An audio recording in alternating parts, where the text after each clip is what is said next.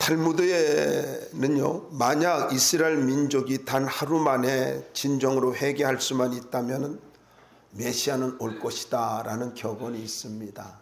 다시 한번 말씀을 드릴게요. 탈무드에는 만약 이스라엘 민족이 단 하루 만에 진정으로 회개할 수만 있다면 메시아는 올 것이다. 여러분, 우리가 하나님 앞에서 회개를 한다는 것이 얼마나 중요한가 하는 걸 보여주고 있기도 한 격언이죠. 베드로는 베드로서를 마무리하면서 성도들의 믿음과 교회를 무너뜨리는 마귀의 종들, 그러니까 악한 자들이죠. 어둠의 자식들이죠. 교회 안에도 이런 자들이 있습니다. 어떤 사람을 만나면 믿음이 세워져요. 그런데 어떤 사람 만나면 자꾸 믿음이 떨어져요. 이건 마귀의 종입니다. 사단의 도구예요. 이런 사람들 때문에 믿음이 흔들리고, 그리고 예수님의 재림에 대한 소망을 갖지 못하게 하고, 그리고 인생을 파괴하는 사람들이 교회 안에서 있단 말이에요. 여러분, 바깥에서 믿음을 흔드는 사람이 있는 게 아니라 교회 안에서 있습니다. 교회 안에서. 그래서 베드로는 믿음에 굳게 설 수 있도록 이 베드로 후서를 가지고 쓰면서 마무리를 하고 있습니다. 우리가 믿음에 굳게 서려면 어떻게 해야 되느냐? 여러분, 말씀을 보시면은 나오고 있습니다만은 은혜와 말씀 가운데 성장할 것을 강조하고 있습니다. 무슨 말이냐면요, 영적으로 성장해야 굳게 설 수 있다라는 거예요. 성장하지 않으면 자꾸 흔들리는 거예요. 그걸 이야기하고 있습니다. 특별히 베드로가 강조하고 있는 것은요, 하나님의 자녀들은 반드시 은혜와 말씀의 충만함 속에서 살아야 되고, 그리고 신앙은 은혜와 말씀이라고 하는 것을 가지고 정리를 해주고 있습니다. 그래서 이렇게 이야기할 수 있어요. 주님의 은혜와 말씀이 없다면 신앙은 사상 누각이다라는 거예요. 언제 어디서든지 여러분에게서 뭐가 있어야 돼요? 은혜가 있어야 돼요. 어디서든지 말씀이 있어야 돼요. 두 가지입니다. 크게 두 가지예요. 은혜와 말씀. 어떤 상황에서든지 우리가 은혜가 있고 말씀이 있다면요, 흔들리지 않아요. 그리고 수준 없이 행동하지 않습니다. 그러나 은혜와 말씀이 없으면 언제 무너질지 모릅니다. 그런데 이 은혜와 말씀이 바로 예배와 기도를 통해서 우리에게 주어진다라는 것입니다. 예배와 기도. 그래서 예배와 기도는 은혜와 말씀 가운데 우리를 성장시켜주는 통로입니다. 다시 말씀드리고 아주 축약할게요. 여러분, 성장은 예배를 통해서 온다라는 이야기입니다. 성장은 예배를 통해서 와요. 이거 잊지 말아야 돼요. 자, 8절로부터 13절 말씀을 보시면은 오래 참으신다는 것은 하나님의 사랑이다라는 걸 보여주고 있습니다. 8절 한번 읽어볼까요? 시작. 사랑하는 자들아, 주께는 하루가 천년 같고 천년이 하루 같다는 이 한 가지를 잊지 말라. 여러분, 예수님의 재림이 당시에 자꾸 지연된다라는 것을 가지고 지난주에도 말씀드린 것처럼요, 자꾸 예수님의 재림이 없다, 지연된다, 천천히 온다, 뭐 이런 것 때문에 자꾸 사람들이 흔들렸단 말이에요. 그래서 이걸 가지고 설명해 주고 있습니다. 사랑하는 자들아, 주께는 하루가 천년 같고 천년이 하루 같다는 이 한 가지를 잊지 말라. 무슨 말입니까? 하나님의 시간과 인간의 시간 개념이 다르다라는 것입니다. 사람들은 오해를 하고 있습니다. 제한된 인간의 시간 개념으로 하나님의 영혼을 가지고 영원한 시간을 자꾸 해석을 하려고 한단 말이에요. 그걸 자꾸 적용하려고 하거든요. 더 본문을 가지고 쉽게 말하면 이겁니다. 우리의 천년은 하나님의 하루에 불과하다라는 이야기입니다. 그러니까 예수님의 재림은 인간의 시간 개념이 아니라 하나님의 경륜에 있다라는 것을 우리가 깊이 생각해야 되는 것입니다. 그런데 예수님의 재림을 부인하는 이단에 빠져가지고 흔들리는 사람들이 꽤 많았어요. 여러분, 이단뿐입니까? 신앙생활 잘하고 있는 사람이 어쩌다가 마음이 상하고 여러분 왜 흔들린 줄 아세요? 말씀을 몰라서도 아니에요. 여러분 다시 말씀을 드리지만요, 우리의 신앙이 흔들리는 것은 말씀 때문이 아니라요, 기분 때문입니다. 감정 때문입니다. 감정 때문에 흔들리는 거예요. 기분 나쁜 거예요. 그럼 믿음 흔들려요. 근데 저는 여러분들에게 간곡하게 부탁드리고 싶어요. 여러분의 감정 위에 말씀이 있기를 바랍니다. 여러분의 인생 위에 그 말씀이 있기를 바랍니다. 아무리 감정이 나빠도, 아무리 마음이 상한다 할지라도, 아무리 상황이 좋지 않는다 할지라도 여러분 말씀의 지배를 받고 있으면 흔들릴 수 없다라는 거예요. 주님의 약속이 더딘 것이 아니라 주님께서 오래 참으시는 것을 말씀을 하고 있는데, 여러분 다시 한번 말씀을 보세요. 거기에 오래 참으사라는 말은 말 그대로 길이 참는다, 오래도록 참는다. 그런데 여러분 하나님께서 오래 참으신다라고 하는 것은, 이것은 한마디로 이렇게 이야기할 수 있어요. 사랑이라는 것입니다. 긍휼이라는 것입니다. 재림이 없다고 하면, 예수님의 재림이 없다고 하면서 하나님을 조롱하는 자들이 있었고 그들에게 미혹을 된 성도들이 있었습니다. 그래서 예수님의 재림이 더디 온다라고, 더디다라고 이야기를 하고도 있는 것입니다. 그런데 이것이 뭐예요? 예수님의 재림이 더디 오는 것 같이 느껴지는 것, 다르게 말하면 하나님이 오래 참으시는 것인데, 하나님이 우리를 향한 사랑과 긍휼이고, 더 나아가서 아무도 멸망치 않고 구원받기를 원하신다는 것입니다. 여러분 이렇게 한번 생각해 봐요. 만약에 하나님이 우리를 향해서 오래 참아주지 않는다면요, 저와 여러분은 이 자리에 없어요. 벌써 갔어요. 죽었다라는 심한 표현보다 벌써 갔다고. 개 중에는요, 장가도 못 가고 갔을 거고 시집도 못 가고 갔을 거예요. 얼마나 우리는 조석변이에요. 많이 흔들리잖아요. 그런데 예배를 통해서 말씀을 듣고 은혜를 받다 보니까 조금씩 변화되어 가지고 주님 앞에 바로 서 가지 않습니까? 이게 뭐예요? 은혜잖아요. 이게 뭐예요? 하나님의 긍휼이잖아요. 그러니까 여러분 이것도 똑같은 원리예요. 나에게 빨리 응답을 해주지 않고 왜 자꾸 더디게 응답하느냐, 이거를 여러분이 어떤 기도 제목을 갖고 기도하든지 간에 그게 빨리 응답이 안 된다는 것은요, 하나님이 우리를 향한 긍휼을 베풀고 있다라는 거예요. 긍휼을, 우리를 불쌍히 여기고 우리를 사랑해 주시는 것이다 라는 것입니다. 하나님은 오래 참는 목적이 있습니다. 아무도 멸망치 않고 다 회개하고 예수 믿기를 원하는 거예요. 구원받아 하나님의 자녀가 되기를 원한다라는 것입니다. 그래서 여러분 지연되어지는 것은요, 다르게 말하면 하나님의 오래 참으심입니다. 나의 답답함이 아니라는 거예요. 우리는 너무 빨리빨리를 원해요. 그럼 저는 이런 생각도 해봤어요. 그렇게 빨리를 원하면은 신앙생활도 좀 빨리 잘하지. 미안해요. 하나님의 오래 참으심은 공허한 약속이 아닙니다. 그것은 하나님의 은혜다라는 것입니다. 이 은혜 때문에 오늘 우리가 있는 것입니다. 더 나아가서 모든 것은 드러난다는 것입니다. 10절 한번 읽어볼까요? 한번 읽어주세요. 시작.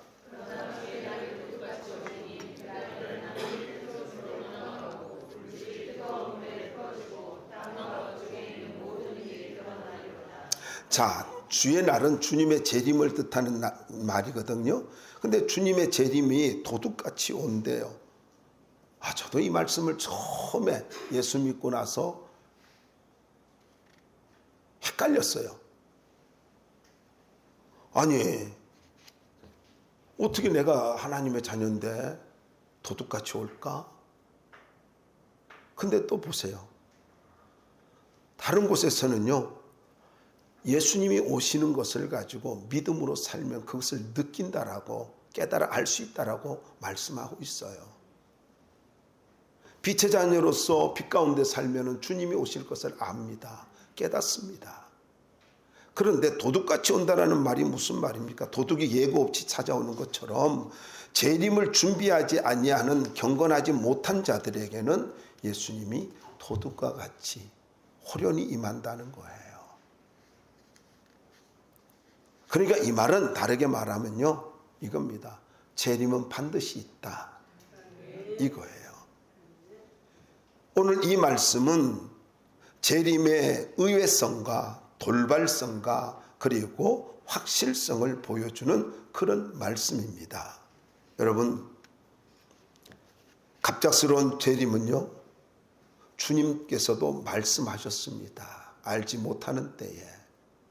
그리고 임신한 여자가 이렇게 출산할 때 그렇게 진통이 오는 것처럼 예수님께서도 재림의 그 임박성 그리고 돌발성, 확실성을 말씀을 했고요. 사도 바울도 데살로니가서 5장 2절에서 말씀했고 사도 요한도 계시록에서 말씀하고 있습니다. 그러면서 그날에는 하늘이 큰 소리로 떠나가고, 여기서 큰 소리라는 말은 강풍이나 강한 물살, 천둥 치는 소리, 불꽃 튀기는 소리, 거센 물길이 흐르는 소리, 이런 때 사용되어지는 단어입니다. 그러니까 세상의 파멸과 진멸을 이야기하고 있고요. 떠나간다라는 말은 지나가다, 없어진다, 그런 뜻입니다. 그러니까 예수님께서 재림하실 때 이 세상이 완전히 사라지는 것을 말씀하고 있습니다. 무서운 심판을 말씀하고 있는 거죠. 물질이 뜨거운 불에 풀어지고, 물질 이거 굳이 그냥 설명해 드릴게요. 물질이라는 말은요, 일련의 어떤 것을 이루는 기본 요소, 첫째 원리, 원소, 이런 뜻인데, 세상을 구성하고 있는 그 물질인데 흙, 공기, 불을 의미하기도 합니다. 그러니까 뜨거운 불에 풀어진다라는 말은 불태워지면서 완전히 풀어지고가 묶인 것을 풀다, 분해하다, 해체하다, 느슨하게 놓아주다, 이런 뜻이니까 무슨 말이냐면 세상에 기본적으로 구성된 모든 것까지도 예수님이 재림할 때에 다 풀어진다는 거예요. 별 느낌이 없죠. 차라리 내 손가락에 촛불을 대는 게 더 빠르게 느껴지겠죠. 뜨거워 그러잖아요. 근데 여러분, 온 세상이 흔적도 없이 싹 다 풀어져 버린대요.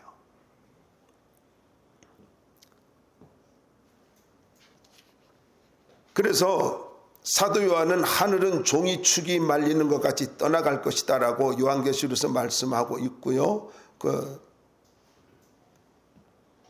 공동 번역에서는 땅과 그 위에 있는 모든 것은 없어지고 말 것이다, 이렇게 번역했고, 땅과 그 중에 있는 모든 이 드러나리로다, 이 말을 가지고 공동 번역은 그렇게 했고, 킹제임스는요, 땅과 그 안에 있는 모든 것들이 타버릴 것이다, 이렇게 번역했습니다. 근데 우리가 관심을 가질 단어가 드러나리로다 라는 단어입니다. 드러나리로다. 이 말은요, 두 가지 의미가 있어요. 학자들마다 조금 다른데, 태워버리다, 발견하다, 이런 뜻이 두 가지로 해석되거든요. 태워버리다라는 말은 인간이 이루어놓은 모든 것을 파괴하고 불살라버리는 것을 의미하고, 발견하다라는 말은 인간의 모든 것을 심판할 때 분명히 드러난다라고 이렇게 해석해요. 그런데 저는 이 두 가지 의미를 다 수용해도 좋다라고 생각합니다. 주님이 오실 때는요, 모든 것이 다 파괴되어지고, 그리고 인간이 어떤 삶을 살았든지 간에 그것이 다 드러난다라는 것입니다. 저는요, 오늘 아닌가 깜짝 놀랐습니다. 여러분, 칩이라는 거 아시잖아요. 근데 그 칩 중에 나노칩이 있잖아요. 근데 거기에 어마어마한 정보가 다 들어가 있어요. 어마어마한 정보. 우리가 가지고 있는 USB 중에서 혹은 그 1테라바이트 하면은요, 엄청난 거예요. 보니까 제가 자료를 가지고 담다 보니까 어마어마하게 들어가는 거예요. 놀랬어요. 내가 그동안 수고하면서 많은 시간을 가지고 통해서 설교 준비하면서 저장한 것이 그 안에 다 있단 말이에요. 온갖 그 참고 자료들도 그 안에 다 있어요. 그 안에 여러 가지들이 있어요. 근데 여러분, 인간이 만든 칩 하나 가지고도 내 인생의 많은 세월들을 다 담을 수 있다고 한다면은요, 여러분, 전능하신 하나님께서 우리가 살아온 모든 것들을 가지고 한순간에 밝혀내는 것은 아무것도 아니라는 거예요. 내가 어떻게 살아왔는지. 여러분, 어떤 사람이 그렇습니다. 이렇게 말했습니다. 당신은 죽는 것이 두렵냐? 나는 사는 것이 두렵다. 하나님 앞에 똑바로 살아야 되기 때문에 나는 사는 것이 두렵다 라고 말을 했습니다. 저는 여러분들에게 부탁드리고 싶습니다. 여러분, 믿음으로 잘 선택하며 살기 바랍니다. 믿음의 선택. 오늘 내가 뭔가를 결정한다 할지라도 어느 날인가 하나님 앞에 선다는 것입니다. 그렇기 때문에 믿음으로 선택하며 사십시오. 내 감정이 그랬는데 하나님은 나의 감정을 묻지 않습니다. 네가 믿음으로 선택했느냐를 묻습니다. 더 나아가서 11절로부터 13절 말씀에 보면은 구별되고 예배의 삶을 살아야 한다 하는 것을 말씀하고 있습니다. 그러니까 하나님께서 오래 참으실 뿐만 아니라 모든 것이 다 드러나는데 이 드러나는 삶이 그 마지막에 모든 것이 드러나기 때문에 우리는 이 땅을 살면서 구별되고 예배의 삶을 살아야 한다 하는 것을 11절로부터 13절에서 말씀하고 있습니다. 자, 한번 11절 읽어봅시다. 11절 시작.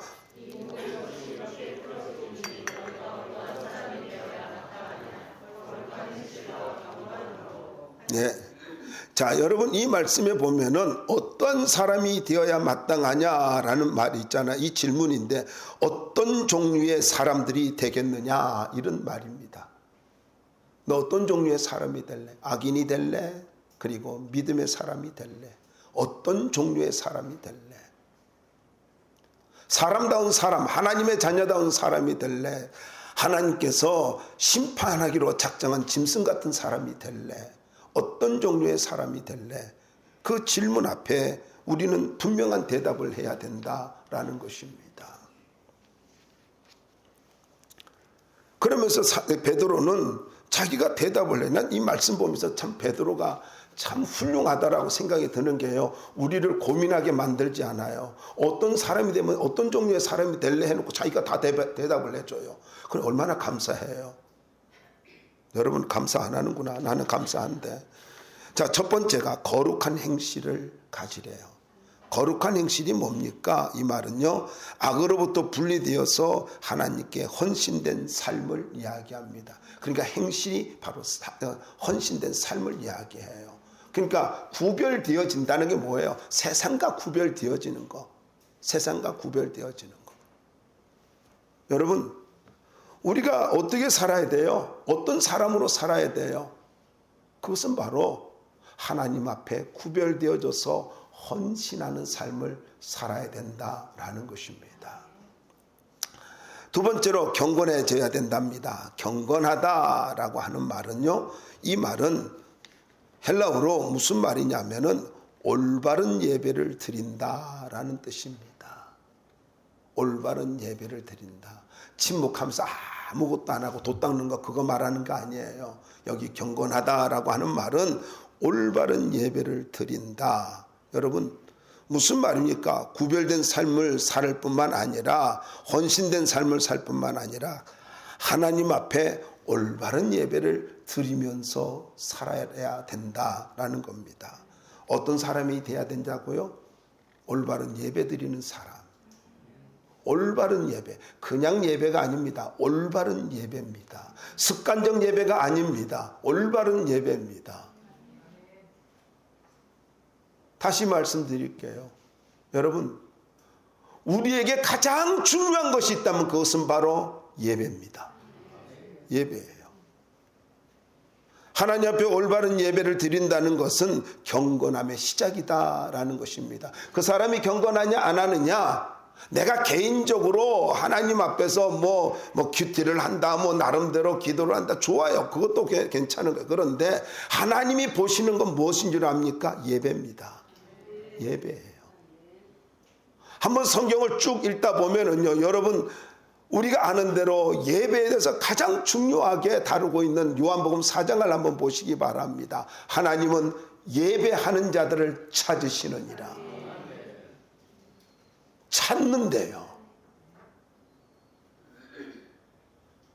이 찾는다는 말이 무슨 말이라고 했습니까? 잃어버린 아들을 찾는다 할 때 찾는다 그 얘기. 그러니까 예수님이 12살 때에 성전에 올라갔잖아요. 그런데 먼저 있는 줄 알고 내려갔어요. 그러다 보니 없으니까 그 잃어버린 아들, 잃어버린 예수님을 찾으려고 다시 예루살렘으로 돌아온 마리아와 요셉 그 모습을 이야기하는 거예요. 그 단어가 똑같아. 그러니까 예배하는 자를 찾는다는 말은요, 오늘도 하나님은 신령과 진리, 성령과 진리로 예배하는 자들을 찾는다는 것은 이렇게 예배하는 자들을 가지고 하나님이 원하신다는 것이고, 그리고 하나님은 정말 예배하는 자를, 잃어버린 아들을 찾는 간절함을 갖고 찾고 있다는 것입니다. 그러므로 저는 여러분들이 예배에 성공하는 자들이 되었으면 좋겠습니다. 다시 말씀드릴게요. 여러분, 경건은 예배로부터 시작되어집니다. 예배 안 드린다는 것은 경건함이 무너졌다라는 이야기입니다. 그리고 계속해서 보면은 예수님의 재림을 간절히 사모하라고 말씀하고 있는데, 그러면서 하나님의 날이 나옵니다. 이 하나님의 날은 구약의 여호와의 날과 같고 10절의 주의 날과 같은 말입니다. 다 예수님의 재림을 이야기하는데, 그러니까 주님의 날을, 예수님의 날을 가지고 재림을 간절히 사모하라는 것은 무슨 말이냐면요, 이런 사모하는 자세, 종말론적인 자세, 주님을 기대하는 자세를 갖고 살아갈 때에 거짓 교사들의 미혹으로부터, 이단들로부터, 악한 어둠의 세력들로부터 깨어있는, 미혹이 빠지지 않고 깨어있는 그런 믿음을 가질 수 있다라는 것입니다. 그리고 계속해서 보면 그날에라는 말이 나오죠. 그날에 하늘이 불에 따서 풀어지고 물질이 뜨거운 불에 풀어지려니와, 그날에라는 건 그날 때문에라는 뜻입니다. 그러니까 예수님의 재림 때문에, 예수님의 재림 때문에, 예수님의 임재 때문에 온 세상은 불의 심판을 받게 된다라는 겁니다. 가끔 제가 그래요. 어떤 분은 그래요. 목사님, 이제 젊은 사람 시키십시오. 저는 나이가 많잖아요. 그래요. 얼마나 그동안 수고하셨어요. 이해해요. 근데 여러분, 잊지 마십시오. 내 겉사람은 후패하나 속사람은 날로 새로워져야 합니다. 갈수록 주님 닮아가야 돼요. 젊을 때의 믿음이 다가 아니고요, 갈수록 우리의 영성은 깊어져야만 되는 것입니다. 깊어져야 되는 거예요. 성경에서 보여주고 있는 대로 베드로는 노아 홍수 시대를 가지고 이야기합니다. 근데 여러분, 노아 홍수를 가지고 이야기할 때에 어떤 사람을 심판했다 그랬어요? 경건하지 않는 자들을 심판하셨고 죄악된 세상을 새롭게 했다라고 말씀하고 있어요. 그러니까 여러분, 이겁니다. 심판은 끝이 아니라 새로움입니다. 똑같은 원리, 다른 원리도 마찬가지예요. 여러분, 하나님의 징계는 새로움입니다. 내 인생의 새로움의 시작입니다. 이거 잊지 말아야 돼요. 그래서 예수님께서 재림한다라고 하는 것은 온 세상을 불로 심판하시고 구원받은 하나님의 자녀들에게 새하늘과 새 땅을 주시는 날입니다. 그래서 새하늘과 새 땅은요, 구약에서도 신약에서도 분명하게 말씀하고 있기 때문에 여러분, 예수님의 재림은 안 믿는 자들에게는 멸망과 재앙의 날이지만요, 심판의 날이지만은 하나님의 자녀들에게는 기쁨과 환희의 날이다 라는 말입니다. 자, 그래서 바라보도다라는 말이 나오죠. 바라보도다. 13절에 보시면은요, 여러분, 이 말은 소망 중에 기다리다, 바라고 기다리다, 이런 뜻입니다. 그러니까 여러분, 우리가 날마다 날마다 예수님의 재림을 바라보면서 살아야 돼요. 자, 그 다음에 14절로부터 18절까지 말씀을 통해서 은혜와 말씀으로 성장하라라는 것입니다. 14절 한번 읽어보실래요? 한번 읽어보시기 바랍니다. 시작.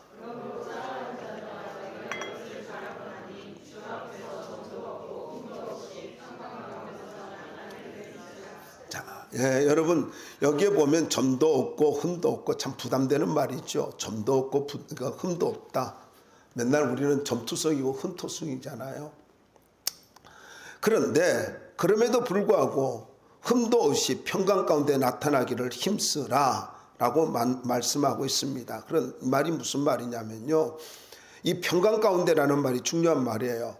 소망과 인내의 뿌리를 받고 있는 사람, 다르게 말하면 말씀에 근거한 그러한 상태에 있는 사람, 이 사람에게 에이레네가 평강이 임하게 되어지는 것입니다.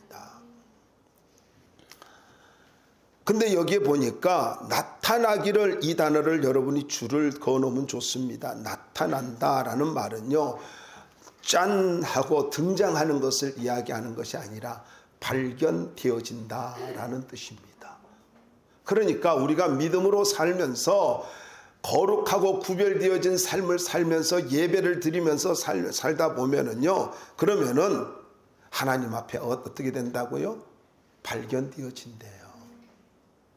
저는 이걸 좀 확대해서 말씀드리고 싶어요. 여러분, 주님 앞에 섰을 때, 예수님의 재림 때만 우리가 발견되어지는 것이 아니라 이 땅을 살아가면서 우리가 믿음으로 살아가면서 예배에 성공하며 살아가면은 하나님이 우리를 발견하십니다. 하나님은 누구에게 시선이 머무는 줄 아십니까? 예배에 성공하는 자들에게 시선이 머뭅니다. 발견한다는 거예요. 그래서 저는 여러분들에게 강력하게 말씀드리고 싶어요. 여러분, 모든 예배에 충실할 수 있길 바랍니다. 예배는 의례의식이 아닌 것입니다. 예배는 나를 살리는 것이고 하나님 앞에 발견되어지게 만드는 것입니다. 예배는 발견되어지는 거예요. 저는 말씀 준비하면서요, 이 말씀이 소름이 끼쳤어요. 애들 말로 하면 닭살이 돋는다 그러잖아요. 예배가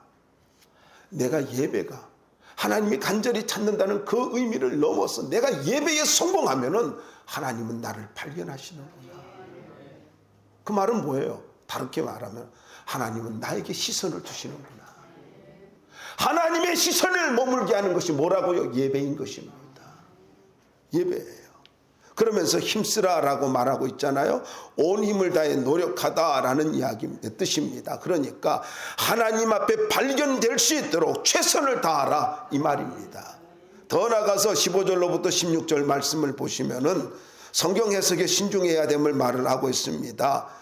15절에 보면은 이 9절에 이어서 똑같은 이렇게 반복되어지는 건데, 예수님의 재림이 연기되는 것은 죄인을 구원하시려는 하나님의 긍휼이라는 것입니다. 그러니까 지연되는 것이, 그러니까 예수님이 더디 오는 것이, 그것이 어떤 신앙생활을 가지고 핑계의 근거가 되는 것이 아니라, 예수님의 재림을 부정하는 근거가 아니라 회개의 기회로 여겨야 되고, 그리고 하나님의 사랑을 확신하는 그런 기회로 삼아야 된다라는 것입니다. 16절로 넘어가 보자고. 베드로는요, 같은 사도로서 사도 바울을 사랑하고 존경했습니다. 그러면서 바울이 쓴 모든 서신이 아시아와 많은 지역에서 회람되고, 당시에 편지는 회람이 되었습니다. 돌아가면서 말씀을 읽었거든요. 돌려봤기 때문에. 그런데 거기에 보면 알기 어려운 그런 말씀들이 있었습니다. 알기 어려운 말씀들이 있는데 이걸 억지로 풀려고 하다가 망하는 자들이 있다라는 것입니다. 그러면서 여러분, 목사가 무식하다라고 하면은 목사가 왜 저래? 그런데 오늘 말씀 보세요. 성경에 있어요. 무식한 자들이란 말이 나오잖아요. 말이 무슨 말이냐면은 적절한 교육을 받지 못한 자들이라는 뜻인데, 성령과 사도들을 통해서 말씀을 올바르게 배우지 못한 자들. 그래서 성경은 이거예요. 단지 못 배웠다라는 것을 무식하다라는 이야기가 아니에요. 올바르게 배우지 못한 것을 무식하다라고 하는 거예요. 이해가 되십니까? 종종 우리는요, 무식한 자, 못 배운 걸 얘기해요. 아니요, 저는요, 못 배운 그 권사님들을 보면서요, 얼마나 얼마나 믿음이 있고 지혜로운지 몰라요. 못 배워서도 지혜로운 자들이 너무나 많아요. 그걸 무식하다고 할 수 없잖아요. 언제가 말씀드렸잖아요. 전기가 나가니까요. 여전대 헌신 예배인데 전기가 나가버렸어요. 전기가 나갔는데 아무도 성경을 가지고 어두우니까 못 읽었어요. 근데 권사님이 외우고 있는 말씀이라 그 권사님 혼자 읽었어요. 외웠어요. 아, 여러분 누가 뭐 성경에서 무식한 거예요 그러면? 배우지 못한 거 아니에요. 그런 소리 하지. 교회는요, 올바로 배워야 하는 거예요. 올바로 배울 때에 진짜 믿음의 사람이라는 거예요. 그게 유식한 사람이에요. 말씀 배우지 않으면 무식한 거예요. 자꾸 무식하다 말하니까 어감은 안 좋지만은 여러분 영적으로 올바르게 배워야 그게 유식한 사람인 거예요. 그 다음에 보자고요. 굳세지 못한 자들, 이건 불안정하다라는 뜻이거든요. 굳세지 못한 자들. 근데 믿음의 뿌리를 내리지 않는 영적 기초가 없는 자들을 이야기하고 있습니다. 억지로 풀다가 라는 말은 왜곡시키다, 곡해하다, 뒤틀다, 고문하다 이런 뜻이거든요. 그러니까 말씀의 뿌리가 없고 체계적으로 말씀을 배우지 않는 그런 거짓 교사들이, 이단들이 자기들의 교리를 만들기 위해서 아전인수격으로 말씀을 가지고 풀어서 그렇게 만든 교리를 만드는 거예요. 누구예요? 바로 신천지 이만희예요. 이만희. 그게 어디로 올라가요? 안식교로 들어가요. 뿌리가 안식교예요. 안식교에서 오신 분이 있나? 그런 거예요. 이단이 다 거기서 나와요. 통일교도 거기서 나온 거예요. 거기에서 나와가지고 이단 교리를 가지고 자기게 만든 거예요. 참 불행한 일이죠. 여러분, 성경은 성령의 도우심과 조명 속에서 해석되어져야 합니다. 그래서 목사가 건강한 신학을 가지고 있어야 되고요. 그리고 성령의 조명하심을 받으며 살아야 됩니다. 그러지 않으면은 말씀을 제대로 해석할 수가 없다라는 거예요. 그래서 성도들도 마찬가지예요. 뭐 큐티 한다고 해서 예배도 안 드리는 그 제자 훈련 한다고 하면서 제자 훈련 아주 소중하게 여겨요. 그런데 큐티 한다고 하면서 예배 안 드리는 것은 그것은 아주 사단적인 것입니다. 마귀적인 거예요. 자, 그러면서 17절과 18절에서 이제 강조하고 있는 것이 두 가지가 나옵니다. 여러분 17절 한번 읽어볼까요? 시작.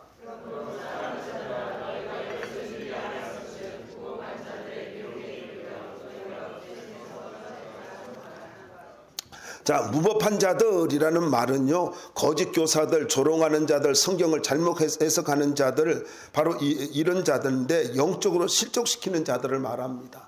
그러니까 어떤 사람 만나면 자꾸 믿음이 떨어져요. 부정적이 돼요. 그래서 여러분 간단해요. 나를 만나는 사람이 믿음이 세워지면 내가 성숙한 사람이에요.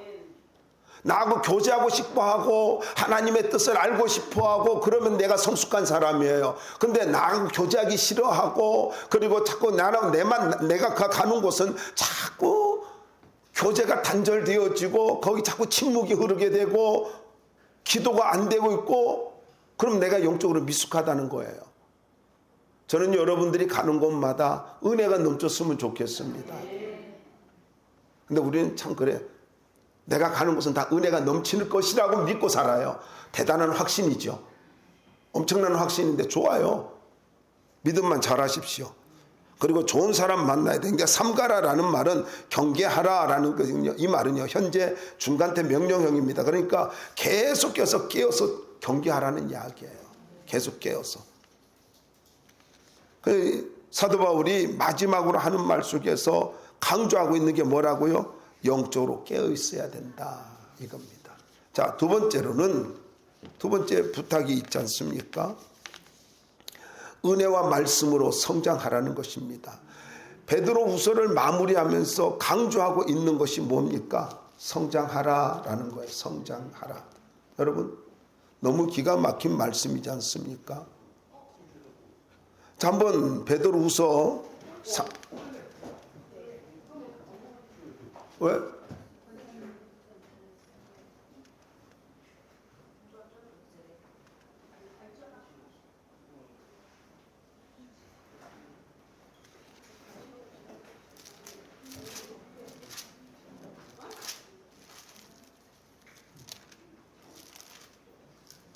어때요? 좀 주물러줘요.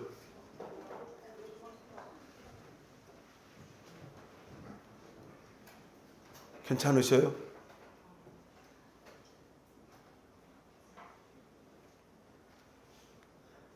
네. 설교 끝내야 되겠네.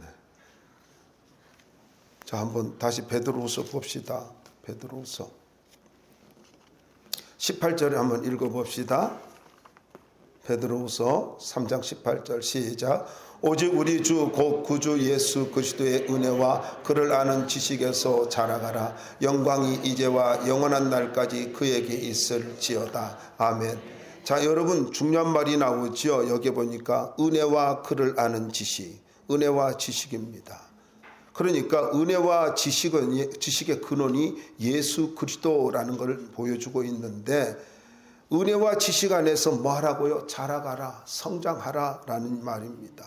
여러분, 자라가라 라는 말은요, 미완료형인데 계속적으로 성장하라 라는 것입니다. 저는 이 말씀을 보면서 제가 깨닫는 게 이것입니다. 여러분 다시 한번 말씀 보세요. 그를 아는 지식에서 은혜 충만하라 이렇게 말하지 않고요, 은혜와 그를 아는 지식에서 자라가라. 그러니까 우리가 영적으로 성장하는 일에 가장 중요한 베이직이 뭔 줄 아세요? 이 말씀을 근거로 하면 은혜라는 것입니다. 은혜예요. 은혜가 없이는 성장할 수 없다라는 것입니다. 반드시 은혜가 있어야 돼요. 지난번에도 말씀을 드렸습니다. 여러분, 은혜가 없이는 우리는 아무것도 없어요.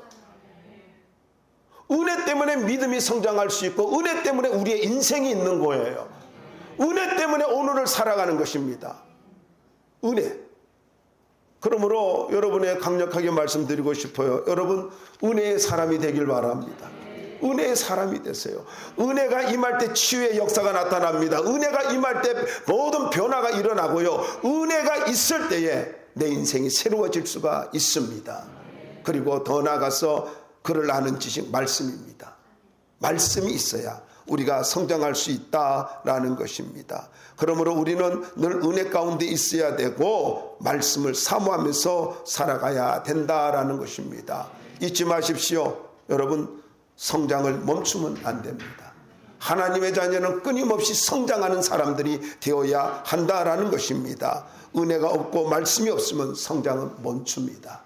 이것을 잊지 마시고 은혜와 말씀 가운데 주님을 닮아가는 제자의 삶이 될 수 있기를 주님의 이름으로 축원합니다.